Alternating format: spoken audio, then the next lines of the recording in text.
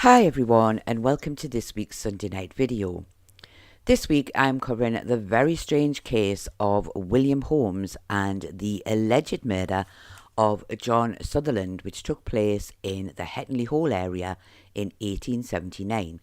I hope you will find it interesting. Now, I often say that the backstory of those involved is quite difficult to find, but in most cases I do find something. However, in this case, there really was next to nothing to find. So the past lives of the men in this week's case really is very basic. William Holmes was a gamekeeper in the Appleton area of Hetton-Le-Hole in 1879. I struggled to find any details of his age or any real information about where he lived or any family he had. He was employed by Thomas Wood of East Rainton. John Sutherland, the victim, was born in around 1850 and was said to be around 29 years old at the time of his death. His place of birth is unknown. John lived in Pemberton Street in Hetton-Le-Hole and worked as a miner at Hetton Colliery. However, it seems he also had a career as a bit of a poacher. John was married and had 4 children. Before we go any further, can I just say, if you do enjoy this video, then please give it a thumbs up. And if you are new here or haven't already done so, then do please consider subscribing to the channel to help support the content we create. It really is very much appreciated. And it is completely free to subscribe. It doesn't cost you any money, but it really does help to support the channel. And I would just like to add, as I always do now, that I do record these stories live, so I do sometimes make mistakes, which I always try to rectify. So I hope this does not spoil your enjoyment of the video. On the night of October the 9th, 1879, Margaret Proud was in her home in Hetton when someone came knocking on her door. When she answered it, she found William Holmes, the gamekeeper. He asked her if her husband was home and she told him he had gone to the hall.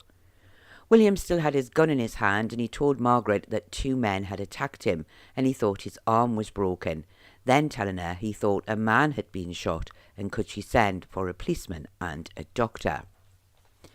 Another man by the names of James Bamborough, who worked at Hetton Colliery, called at the home of Margaret Proud and was told the same story. He sent his son to find a policeman and went off in the fields with another man to look for the person who had been shot. They found him in the field where William had said he would be. He had been shot in the shoulder and was not conscious. They also found a large stick nearby. The man who had been shot, James Sutherland, was then carried back to Mrs. Proud's house. The doctor attended to his wounds and he was carried to his home in Pemberton Street in Hetton-Le-Hole. The doctor also attended to William's arm, which was indeed broken, and he was taken to his home. John Sutherland died from his injuries the following day. The inquest was held at the Commercial Inn at Hetton-Le-Hole before Coroner Maynard. William Sutherland said he had identified the body as being that of his brother John, who was a miner living in Hetton. He said he had no information about the circumstances surrounding his death and could only tell them that he had died the day after the shooting. Margaret Proud said she was the wife of Robert, who worked at Appleton Hall in Hetton. She said on the night in question, some time before 7 p.m, she had heard the sound of a gunshot. She felt it had been somewhere quite close to her home and wondered who was out so late shooting. A short time later, she said someone knocked on her door. The knock was quite urgent, and on opening the door, she said William Holmes, the gamekeeper, was standing on the step. William asked her if her husband was home, and she said she told him he had gone up to the hall. She said he told her, "There's 2 men nearly killed me. I believe they have broken my arm." She said he then asked if she could get someone to send for a policeman, and he placed his gun down on the step. She said she asked if it was loaded, and he told her yes, 1 barrel. She asked him into the house and helped to guide him, taking hold of his left arm, which she said seemed to be broken. She said while he had been outside, and again when he had come into the house, he had told her the gun had gone off, and he thought a man had been shot, adding, "Try and get a policeman and a trap to take me home." Margaret said she went up to find Mr. Bamborough, the colliery inspector, and he came down with another man, her brother-in-law. However, she did not name him. She said they too asked William what had happened, and he said 2 men had beat him with sticks and the gun had gone off accidentally, and he thought that one of the men was shot. She said he told the 2 men where to find the injured person, and they set off to the fields with lanterns. When asked, she said William did not seem agitated and did not look as if he had been in a fight. He still had his cap on. She said he had used mainly his right hand to carry the gun and to take his cap off when he was inside the house. She said she could not see any dirt on his clothes or any blood. She said if he had not told her that a man had been shot, she would not have thought anything was wrong. She added that when the police arrived, they had to carry William to his home as he seemed too exhausted to walk. James Bamborough of Hetton-Le-Hole said Margaret Proud had come looking for him on the night in question and asked him to come to her house to see William Holmes. He said William told him he had been badly used and he believed a man had been shot. He said he had briefly left to tell his son to go for a policeman, and he then returned to Margaret's house. He said when he got there, Robert's brother arrived. Again, he was not named, and he said the 2 of them went off to the fields to look for the injured man. He said William had told them where to look. He said when they got into the fields, they could hear something, like someone moaning in pain, and they headed towards the sound and found John Sutherland lying on his back on the ground. He was not conscious at the time, and they returned a short while later with a door to carry him on. He said by this time they had been joined by Sergeant Newbold. He said he did not see any signs of a struggle in the area, but they did find a large stick and John's hat close beside him. He said these were later given to Sergeant Newbold. When asked, he said he had not heard a gunshot earlier that night, and when he had spoken to William about it, he said he had told him that he did not know how the gun had gone off. He also said he told him he thought the second man, who was nowhere to be seen, may have been a man by the name of John Surtees. At this point, the inquest was adjourned to allow the police to continue their inquiries and to hopefully locate the second man. The coroner said it would resume in a week's time. Before the inquest resumed, the funeral of John Sutherland took place, and although the details were very basic, it was said that he was buried at Hetton churchyard. And as with the story earlier this week, I would assume this to have been St. Nicholas's Church in the centre of Hetton village. It's not clear if the funeral was paid for by the family or if this was another pauper's funeral. And again, I did not find any details of a headstone for John anywhere in the churchyard. The inquest was reopened at the end of October, first at the Commercial Hotel again, and then at the Colliery Inn at Hetton-Le-Hole, again before Coroner Maynard. John Surtees said he was the brother-in-law of John Sutherland and had been with him in Hetton on the night in question. Now, I must point out here that his full evidence was not covered in the papers, only parts of it, and I will also use surnames in places here as both men are called John. He stated that both he and Sutherland had seen William Holmes with a gun and had turned to run away when a shot rang out and Sutherland fell to the ground, saying, "Oh dear, oh dear." He said William then said to him, "If you stay where you are, I will give you the same." Surtees said he then chased him for around 40 yards before he was finally able to run out of the gate and he ran home. The coroner then asked Surtees what happened after he got home, and he replied saying he had stayed there until Sutherland was brought home from the field. The coroner continued asking questions, saying, "Did you tell anyone that Sutherland had been shot?" Surtees said, "No, I did not." The coroner said, "Did you know who it was that shot John Sutherland?" Surtees said, "Yes, I know it was dark, but I recognised his voice after he spoke after he'd fired the shot." The coroner said, "Had any words passed before this?" And Surtees said, "None." The coroner said, "Did you strike William Holmes with anything before the shot was fired?" And Surtees said, "No, never." The coroner then stated, "So you are saying that William Holmes, without any words being spoken, deliberately shot you as you were running away?" And John Surtees said, "Yes." John Surtees was then asked if he had a stick with them when they went into the field, and he said they did. However, when the stick found at the scene was shown to him, he claimed he did not know for sure if it was the correct one, saying he thought the one that Sutherland had was longer. The coroner ended by saying, "So you saw a man shot deliberately, a man who is a relation to you, and yet you ran home and did not say a word to anyone, and you say that this was because you were afraid you would be shot yourself."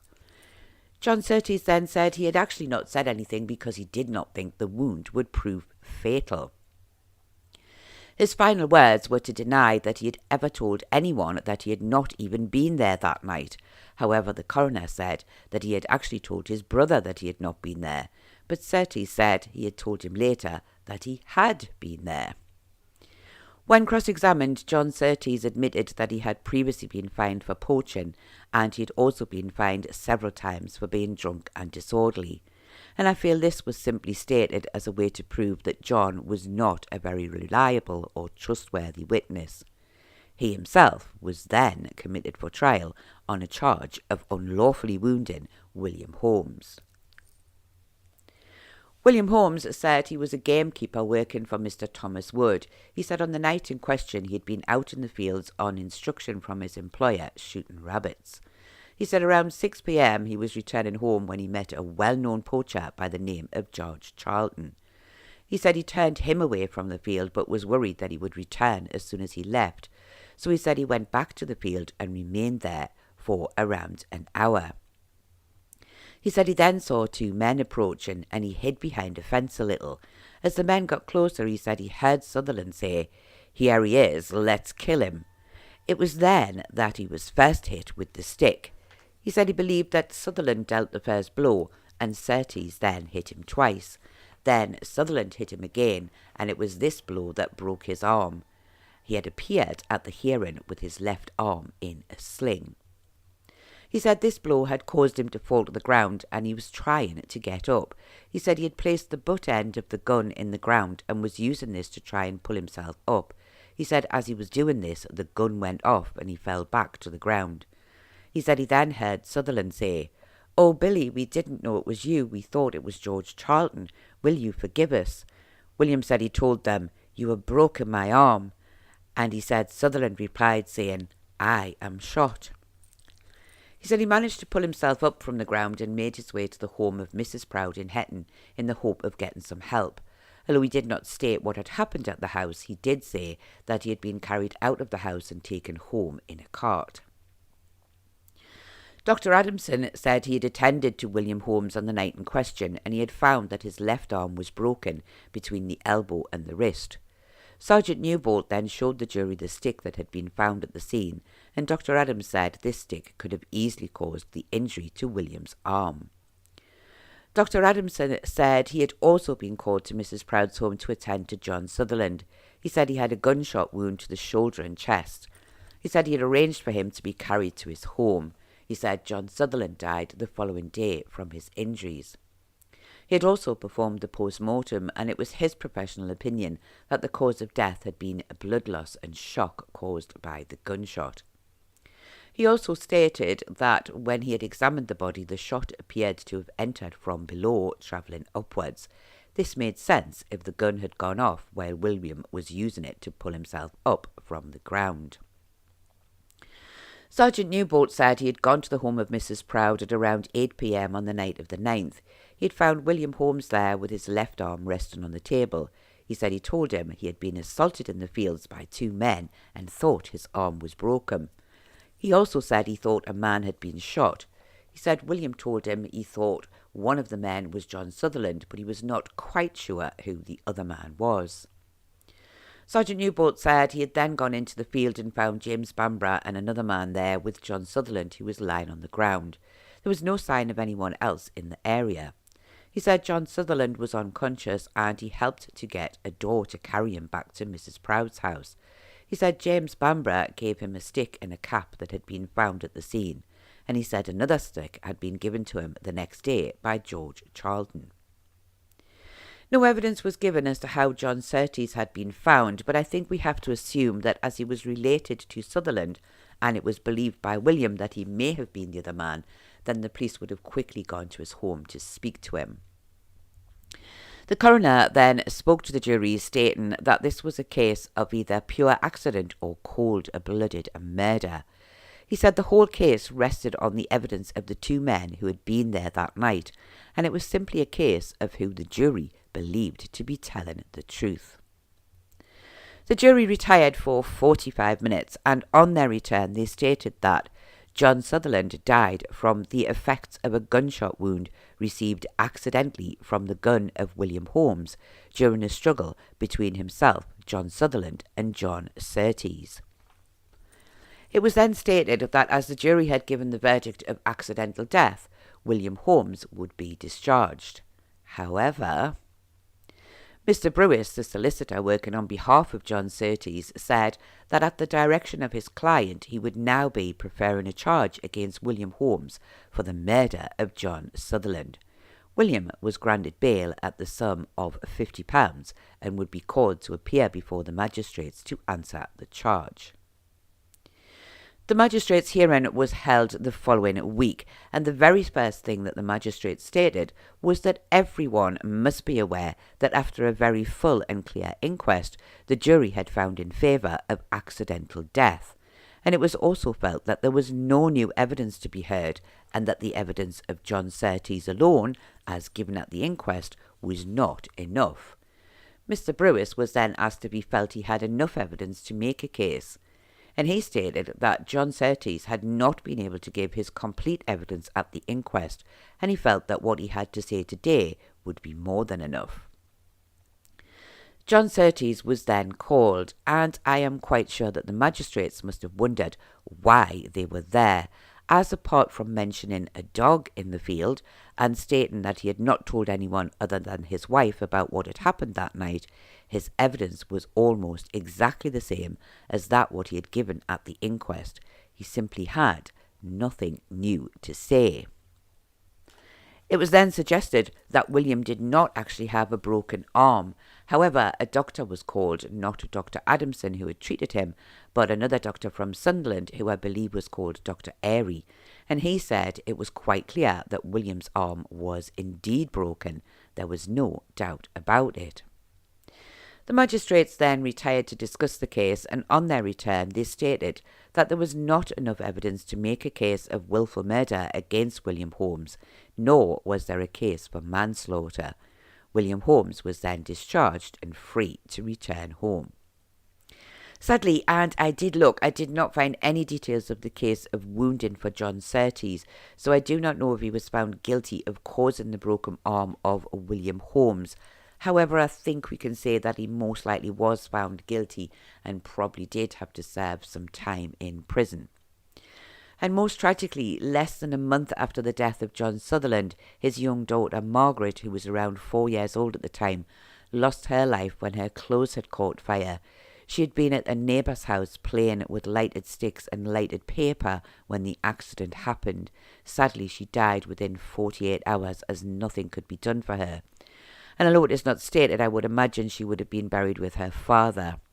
And regardless of what John Sutherland had done, his wife truly had an awful time in 1879, and it must have been difficult for her to cope after losing both her husband and her young daughter in such a short space of time.